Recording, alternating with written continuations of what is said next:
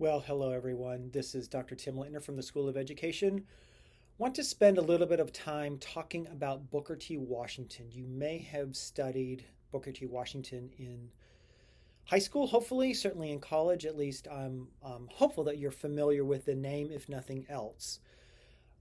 Just going to spend some time looking at his early life, his educational trajectory, how he fell into prominence, both with the white community and certainly the black community, what he espoused as a way for freed black folks to gain a measure of acceptance in a very, very dominant white society.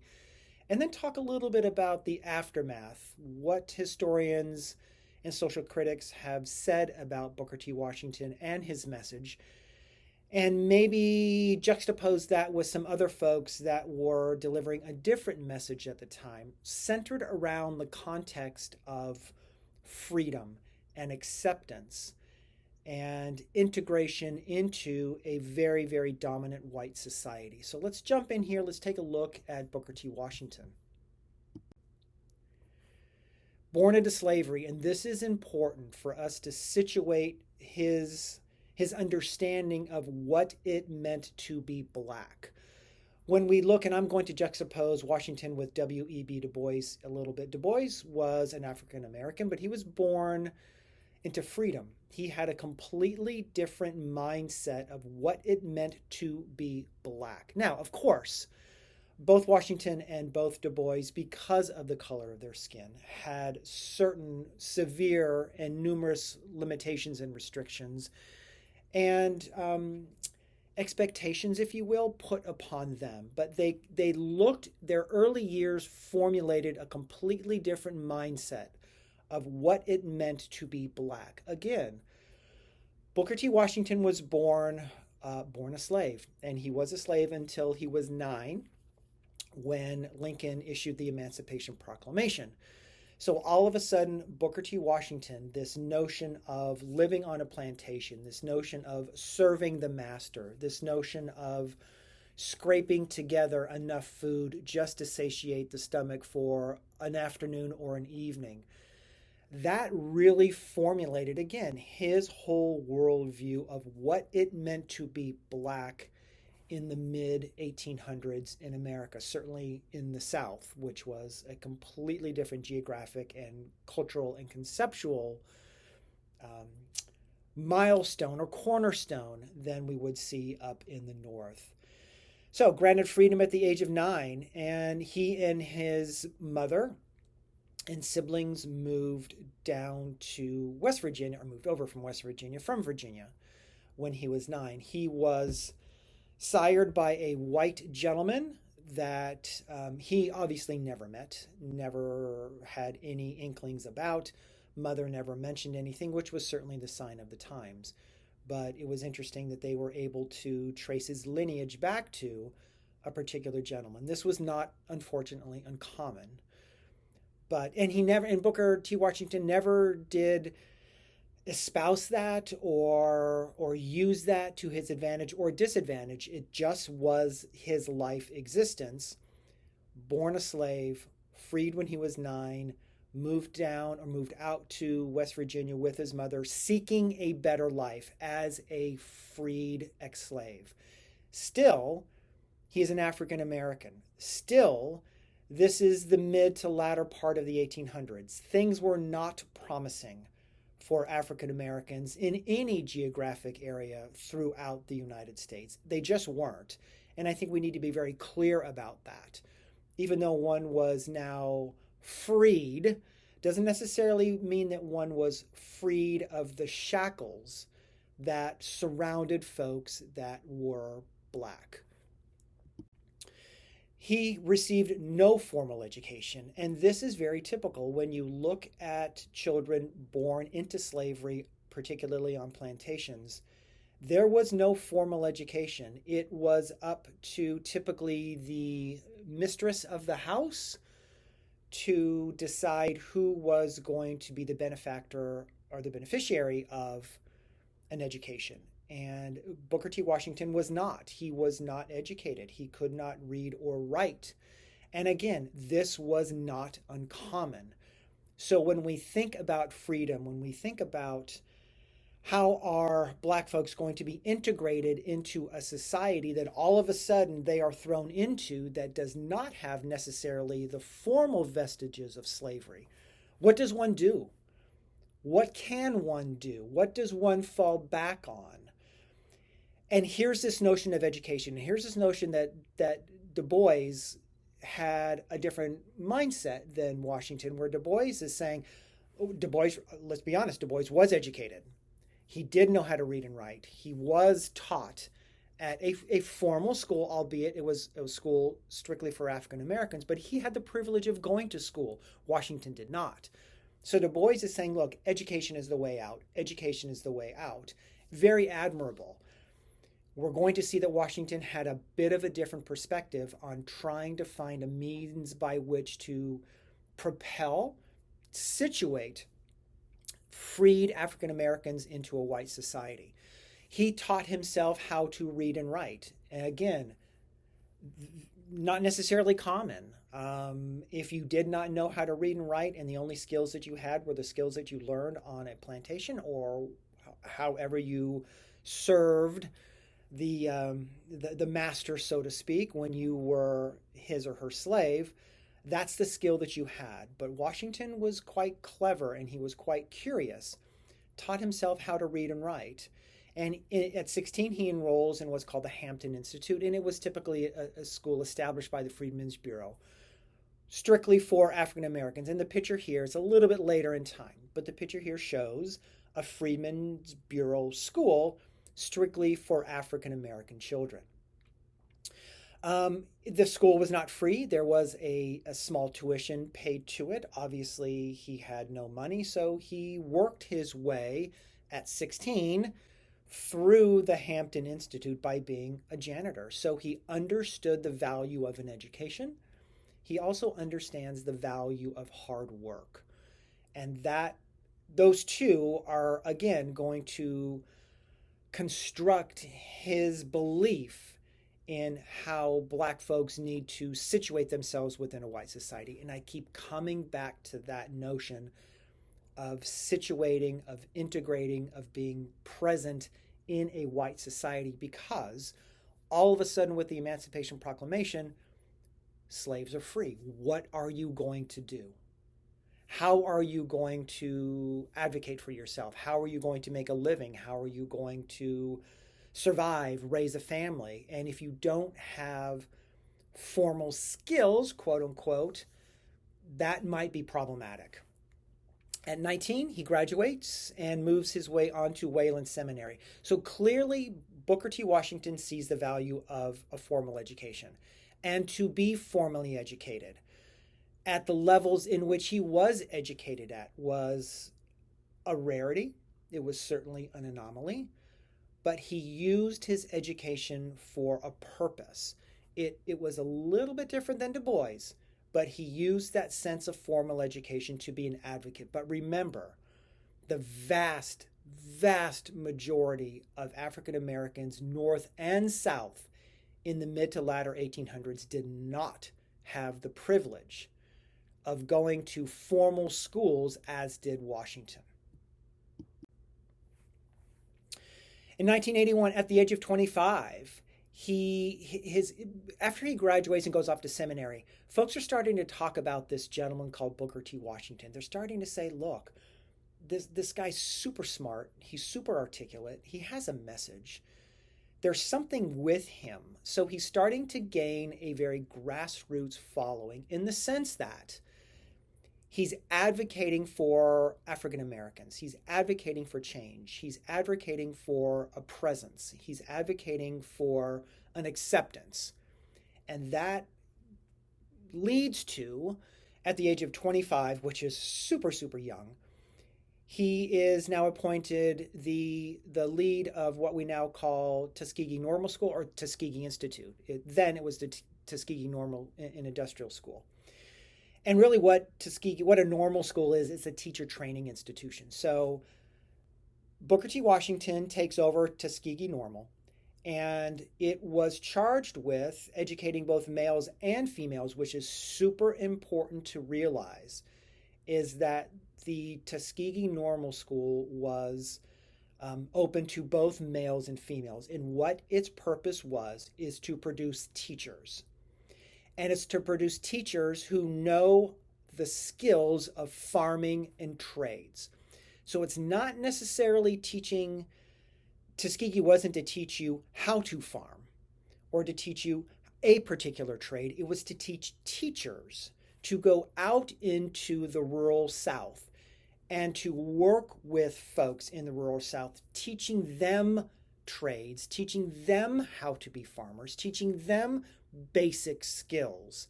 So we need to be, again, we need to be careful about the whole premise of the Tuskegee Normal School and the role, again, that Booker T. Washington played. This was to develop teachers. And these teachers were going to go back out into particularly the rural South, and they were going to provide education and information for folks about how you farm, how you develop a trade, how you develop a business, how you gain your own tools, how you purchase your own seed. These were things that freed folks had no idea about. And this was important to Booker T. Washington. He wanted teachers to go out and be a presence in the African American community and to advocate for change and to advocate for self-sufficiency. Really, the goal was to create, of the Tuskegee Institute and the Tuskegee Normal School, was to create self-sufficient African American entrepreneurs by which they become farmers and trades folks. They become self-reliant. They're not relying upon the plantation owner. They are relying upon themselves, but they have to learn what it means to be a tradesperson. They need to understand what it means to be a business owner. They particularly have the skills, but they may not necessarily know how to employ those skills. How do you buy land? Again, how do you buy the seed? How do you harvest? They know the skill of harvesting. How do you sell it?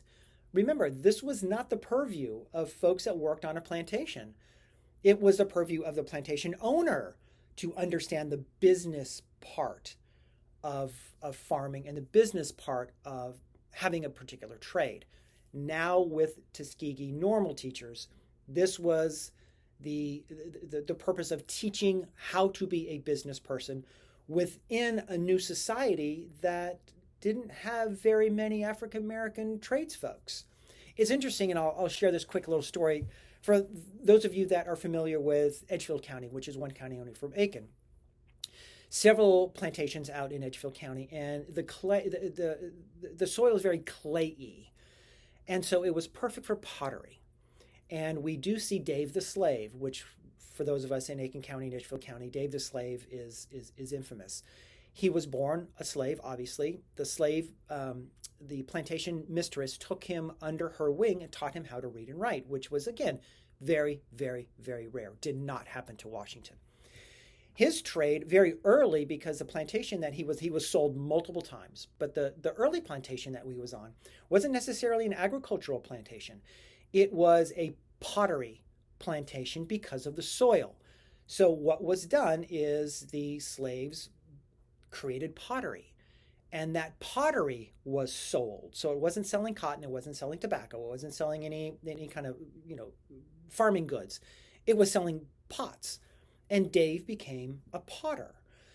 And interestingly, he would sign his name, Dave the Slave, and he would date it. And out here in Aiken and Edgefield County, there's several artifacts of Dave's pottery. And this is the middle part of 1800. This is exactly the same time that Booker T. Washington is here. And that's the trade that Dave had. And that is a transferable trade. Every plantation that he was sold to, he took his trade with him. And Booker T. Washington is saying that's what we need. We need more folks who have a trade, that they can become self-sufficient and self-reliant.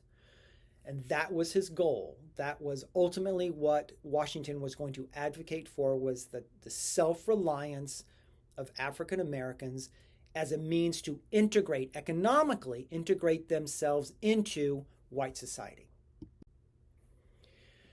He's at Tuskegee for 30 years, and he really transformed that institution. And Tuskegee's still around today. It was quite the admirable work that he did.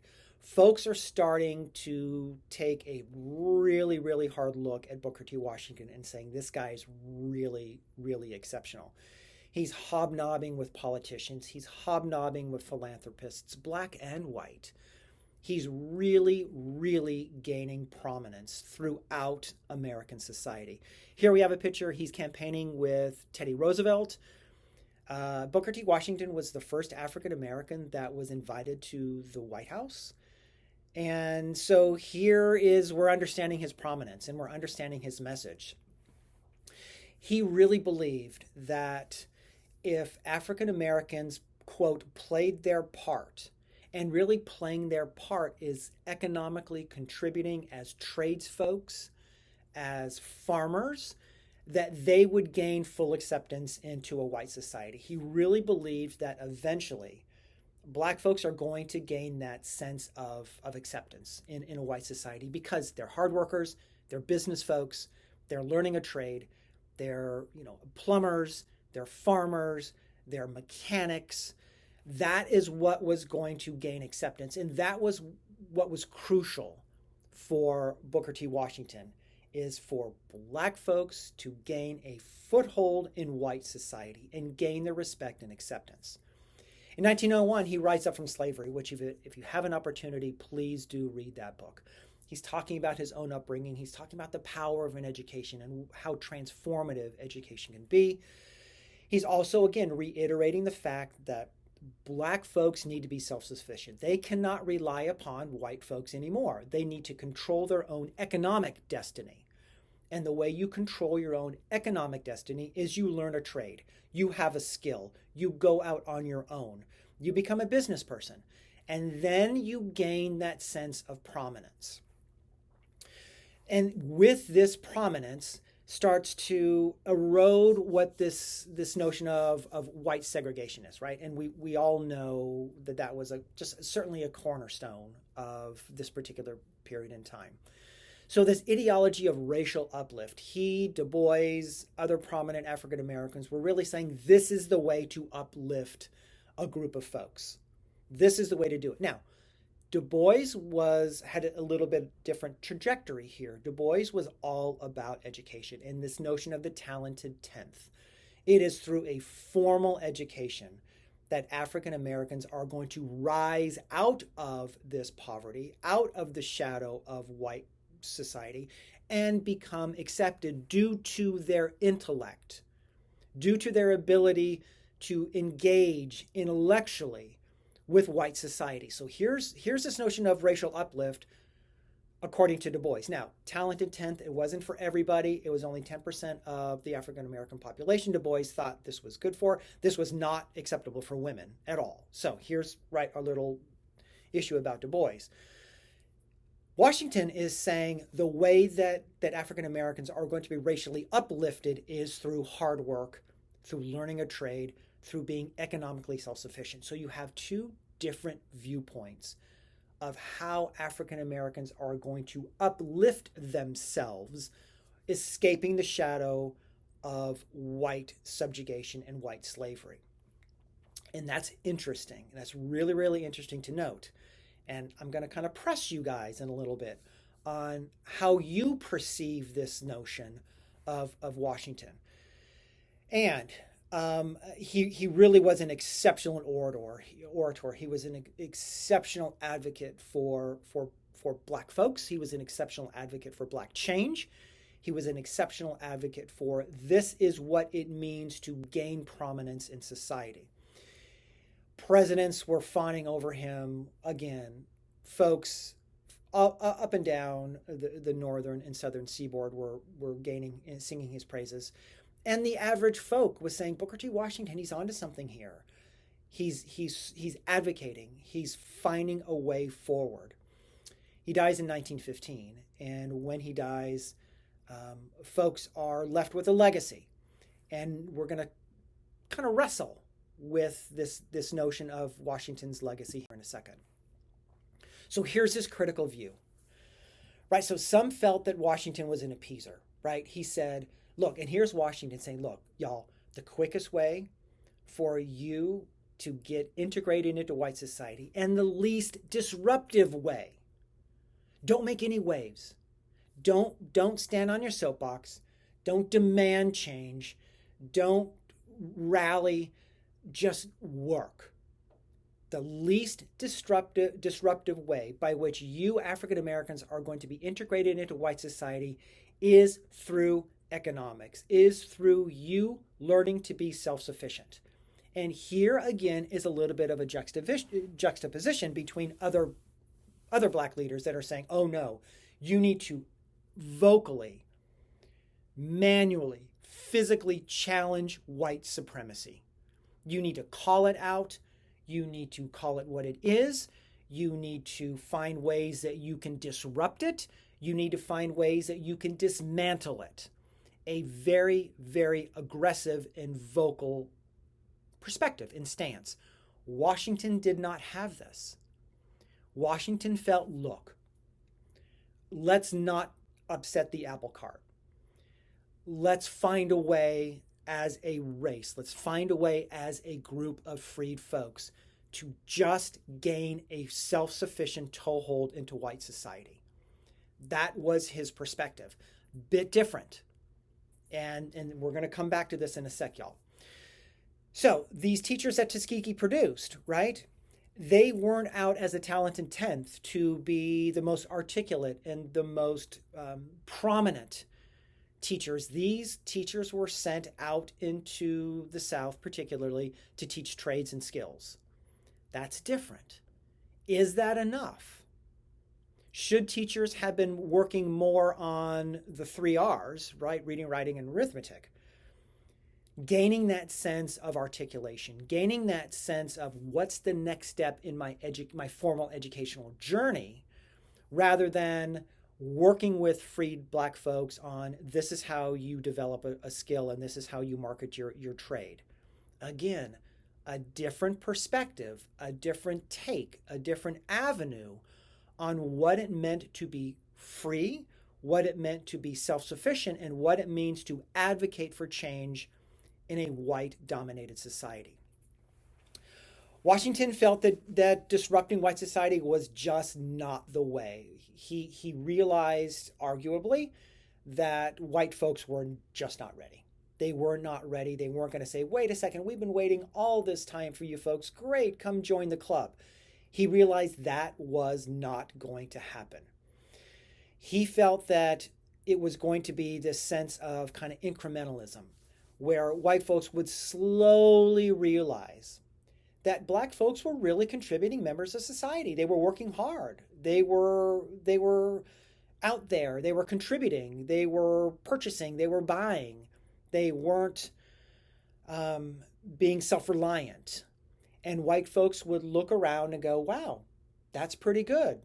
Part of society, integrating themselves into society. But do we really think that that's going to happen? And I think Washington said that's, ideally that would be great, but maybe not necessarily true. And this is something that I want you to think about. Do you think that white folks would all of a sudden have this epiphany by which they would say, oh my gosh, look at my black neighbor who is out there, farming or selling a trade. I think I'm going to have dinner with him or her, or I'm going to invite them to church, or I'm going to have their kids play with my kids. I think it's interesting to note that, yes, there might have been some respect economically, but let's be very frank. There was still this stark division between black and white. And was Washington savvy to that? Was he smart enough to know that white folks may never come around? Was he hopeful that through the hard work and determination and the self-sufficiency of black folks, that white folks might at least go, hang on a second, that's a pretty good gig. Black folks might not be so, quote, bad, or whatever perception that white folks might have had back then. But this was Washington's belief, that it was through hard work that black folks would gain the respect and admiration and acceptance of white folks. Some folks thought this was just not the way to go. You don't pacify, you don't be a doormat. What so you're taking a trade that you learn and you're continuing that trade. And that's wonderful because you are becoming self-sufficient. I don't think anybody had an issue with self-sufficiency. I think folks had this issue with, but it's still limiting. It's still restrictive. It's still, so you were a farmer on a particular plantation and now you are free and now you're a farmer on your own set of land and acreage, which is wonderful, but you're still restricted to a particular trade. And it was through formal education, again, harken back to W.E.B. Du Bois, it's through a formal education of Black folks that are going to get you off of the 40 acres. It's going to put you in a school or a state house or a hospital. It's going to get you out of this notion that only a trade is good enough for Black folks. And Washington was railed. Certainly there were some grumblings when he was alive, but certainly after his death, folks thought that Washington just didn't advocate hard enough for change. Some folks felt that he was afraid of the white backlash, that he understood that there was going to be a white backlash, so maybe the easiest way was just to kind of placate, find your role, play your role, but that role was limited to a trade. And yes, you have to have a certain level of education and skills for a trade. I'm not being dismissive at all. But was it enough? So here's this really critical view of Washington that was he smart enough to realize, and I'm not being demeaning when I said smart enough, did he understand the social and the cultural dynamic? And was he smart enough to realize that Black folks are never going to be accepted? And was he also smart enough to realize that we have to start somewhere? And maybe starting somewhere is continuing to use the skills that folks have to build that sense of self-reliance, if nothing else. So this is what I really want you to articulate, and I want you to struggle with this, and I want to see this when I read your submissions. So was Washington really a scapegoat, right? Did he just roll over and say, I'm really not going to challenge the powers that be. I'm just not. I'm going to advocate for folks that are just going to learn a trade. They're going to be self-sufficient. Yes, they're going to tend to their own acreage. They're going to tend to their own trade.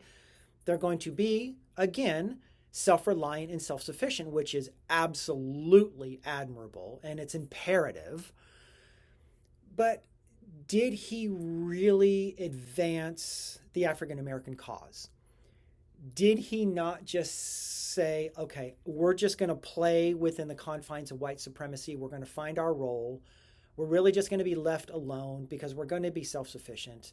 And we're going to let white folks continue to do what white folks do, but I'm going to be tucked away, advocating for my trade, advocating for my particular skill set, and really not challenging the structure behind white supremacy. And that was a huge criticism of Washington.